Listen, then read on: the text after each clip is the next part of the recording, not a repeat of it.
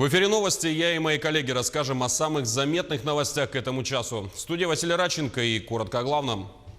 7-летний ребенок пропал после крупного пожара в одном из деревянных домов столицы. В правительстве региона назвали стоимость стабильного и надежного газоснабжения Центрального района республики. А в Кангаласском районе воссоздали картину «Якуты 17 века Эссех» и представили ее в виде театрализованного представления.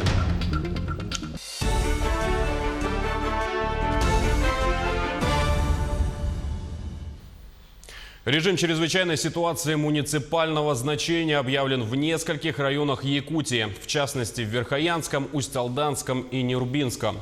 Введение там особого положения необходимо не только для мобилизации противопожарных сил, но и для возможности выделить муниципалитетам денежные средства из резервного фонда республики на локализацию, ликвидацию пожаров и защиту населенных пунктов.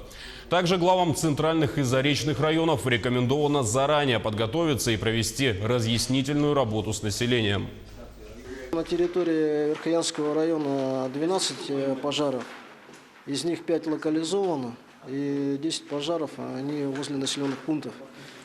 Поэтому мы приняли решение объявить ЧС межмуниципального характера, чтобы мы могли оказать поддержку из республиканского бюджета.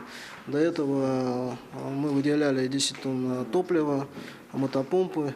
Но в силу того, что муниципалитеты уже не могут собственные источники использовать на организацию защиты населенных пунктов и тушения пожаров, мы окажем поддержку из республиканского бюджета, из резервного фонда. Но пожары действуют и в других районах. На сегодня действующих 8 на общей площади 417 гектаров.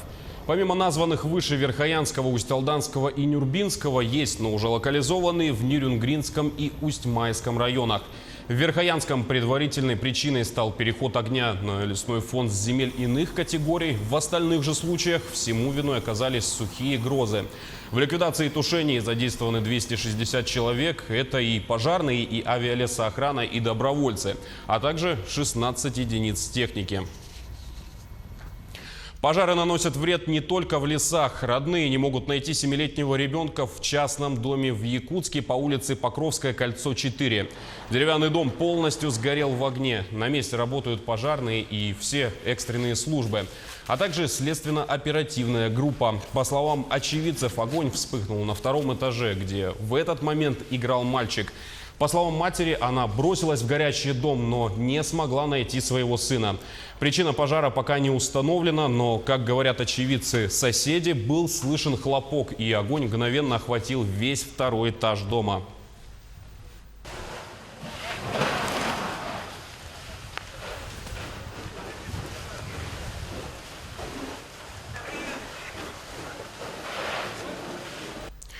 К другим темам. В правительстве назвали стоимость обеспечения стабильного и надежного газоснабжения Центрального района республики. Для этого необходимо строительство газопровода Кызылсыр-84, который обойдется в 5 миллиардов 600 миллионов рублей. Власти Якутии уже направили соответствующие письма в адрес председателя правительства России Дмитрия Медведева. Также активно ведется работа с Министерством развития Дальнего Востока и Министерством энергетики России. Помимо этого, в программу газификации населенных пунктов до 2022 года входят строительство и реконструкция других не менее важных веток. Газотранспортная система предусматривает, то есть наши планы по ее модернизации, повышению надежности, рассматривают вопросы строительства газопровода, реконструкции ТАСС-Тумус, например, до города Покровска, до Хатасы-Павловск, строительство ГРС, в том числе, например, одно из мероприятий, которые можно было бы здесь озвучить в городе Актемцы. То есть это связано было одно из наводнений, которое мы прекрасно знаем, было несколько лет назад, с развитием села, и необходимо эту газораспределительную станцию вынести за пределы территории населенного пункта. Между тем, инспекторы ГИМС проводят рейды по водным объектам столицы. Внимание уделяют самым массовым местам. Это, в частности, городской пляж, например, или несанкционированные пляжи, куда, несмотря на запреты и предупреждения, так любят ездить наши граждане. С сотрудниками в рейд отправился и Дмитрий Тымыров, наш корреспондент. Он связался с нами и готов поделиться информацией. Дмитрий, приветствую. Расскажи, как в целом проходит рейд.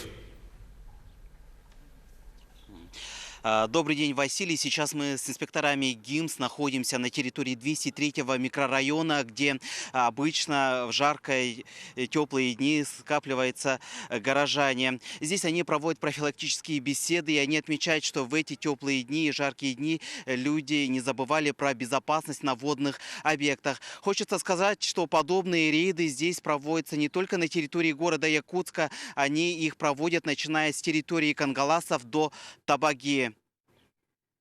Дмитрий, а вот насчет несанкционированных пляжей, есть ли уже жертвы купального сезона? По несанкционированным пляжам рейд тоже проводится. Хочется сказать, что с начала купального сезона жертв на водных объектах нет, но есть жертвы, поиски которых в эти дни проводятся активно. Также хочется сказать, что городской пляж официально еще не открыт, но он откроется уже на этой неделе. На этой неделе административная комиссия здесь проведет работы по приемке городского пляжа. Василий? Да, Дмитрий, спасибо за информацию. Я напомню нашим телезрителям, что на прямой связи со студией был наш корреспондент Дмитрий Тымыров. А жители сел и дачных участков тем временем корпят над своими огородами и ради будущего урожая. Следующий наш сюжет о ветеране тыла, которая, несмотря на возраст, в свои 92 года продолжает своими руками возводить теплицы, парники и взращивать любимые культуры. С ней познакомилась и пообщалась наш корреспондент Мария Винокурова. С 6 утра Анастасия Яковлевна уже в огороде. Куда и ходить далеко не надо. Вышла на балкон, оттуда по ступенькам вниз. На небольшом участке она собственноручно возвела теплицу под томаты, грядки под корнеплоды и зелень, а 5 лет назад построила парник. Пусть он стоит на 2 ваннах, зато огурцы дают богатый урожай. Я не считаю, что что-то сложно делать. Просто землю, мало того, что ты хочешь садить, надо ее любить, надо терпение. Все это только надо. Делать надо, когда у тебя душа лежит, хочешь. Для ветерана огородничества это доход к пенсии. Посевные работы начинаются в январе, а в апреле уже приступают к реализации рассады. Анастасия Яковлевна высаживает до 1500 саженцев земляники, 30 корней огурцов, свыше 100 баклажанов, столько же перцев и 200 штук арбузов. Вот посчитаем: семена, пересылки, свет, земля. Я покупаю все. Уход за этим надо. Это все надо платить кругом. Ну вот. Хочу заработать, значит, в поте лица надо работать. Ветеран тыла Анастасия Волкова всю жизнь трудится на земле. В 92 года она полна энергии, сил и дальше заниматься любимым делом, благодаря которому она живет полнокровной и счастливой жизнью. Мария Винокурова, Хандыга, Тампонский район. А в столице показали изображения, посвященные садоводству. В Национальном художественном музее республики заработала выставка «В моем саду». Московские художницы из группы 4D, восхищаясь обычной реальностью, которая окружает нас на природе, во дворе или саду, запечатлели всю красоту лета в своих картинах. Выставка уже побывала в 12 крупных городах России. Это и Омск, и Новокузнецк, Кемерово и другие. А жители города Якутска смогут ее посетить с 7 июня по 2 августа в выставочном зале Национального художественного музея республики по будням с 10 до 18 часов. Мы приехали в Якутию впервые, попали на праздник Исаах, на самый главный праздник Якутии, я так понимаю, мы в восторге. И мне нравится, что наша выставка «В моем саду», она созвучна этому празднику, потому что здесь лето, буйство цветов, цветение, позитивное настроение летнее и праздник лета в Якутии. Вот как-то так совпало, возможно, благодаря нашим организаторам, что вот это вот все очень гармонично получилось.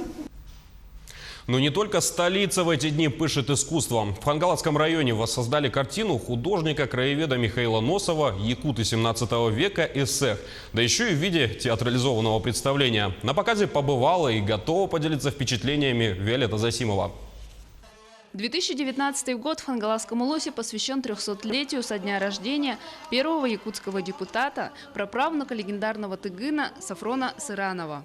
Известный в Улусе краевед Прокопий Наговицын предложил почтить память выдающегося земляка необычным действом в дни проведения национального праздника Эссех. Оживить картину Михаила Носова под названием «Якуты 17 века. Эссех», чтобы наглядно показать современным якутам, как выглядели и во что были одеты одеты их предки 300-400 лет тому назад. Это костюм знатной якутской женщины какого века? 18 века. Участников представления набрали из числа жителей Немигюнского и Ижевского наслегов. В первую очередь для них был проведен исторический экскурс по мотивам картины. Затем началась работа по подготовке эскизов и шитью костюмов. Консультацию в процессе оказывали известные в республике этнографы, археологи. Также использовались материалы сахо-французской экспедиции. Ткань, детали костюмов подбирались с особой тщательностью, чтобы как можно ближе соответствовать одежде тех времен. Большинство участников шили костюмы себе сами. Это очень уникальный случай, потому что там костюмы вот именно реконструированные. 17-18 век. Вот в фильмах, конечно, вот Тыгын-Дархан, сейчас реконструкций много, но фильмы есть фильмы, а здесь мы будем снимать документальный фильм, как они шили стежки, бусины, как это, и не только ткань, а это кожа, замша тех времен. Всего в представлении приняли участие около 50 человек. Одним из ключевых персонажей картины является девушка, широко распахнувшая руки в знак приветствия. Ее сыграла жительница села Ой Айталина Никифорова. А какие у вас ощущения, вот когда вот весь момент, когда вот замирает картина, да, и вы впереди, вот распахнув руки? Гордость. Помимо оживления картины, театрализованное представление включало в себя воссоздание момента прибытия на родную землю Сафрона Сыранова с поездки к императрице Екатерине II, результатом которой тогда стала ликвидация отяготительного для якутов порядка сбора ясака.